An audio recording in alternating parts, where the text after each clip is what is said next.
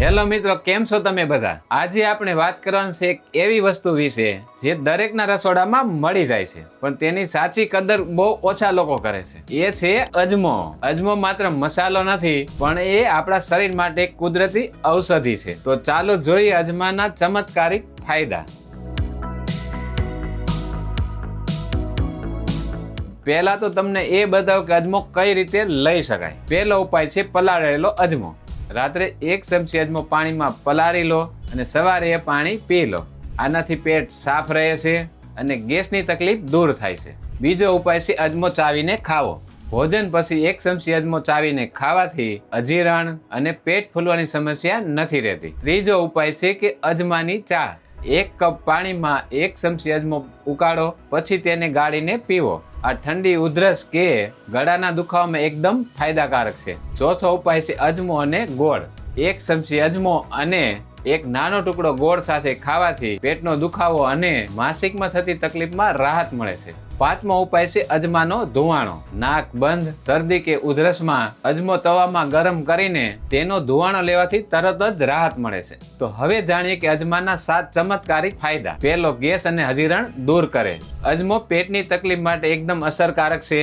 Gas, acidity, અજીરણ હોય ત્યારે 1 ચમચી અજમો ખાવાથી તરત જ રાહત મળે છે. બીજો ફાયદો છે કે પાચન શક્તિ મજબૂત કરે. અજમો ફાઈબર અને એન્ઝાઇમથી ભરપૂર છે, જે ખોરાકને સહેલાઈથી હજમ થવામાં મદદ કરે છે. ત્રીજું છે ઠંડી અને ઉધરસમાં ફાયદાકારક.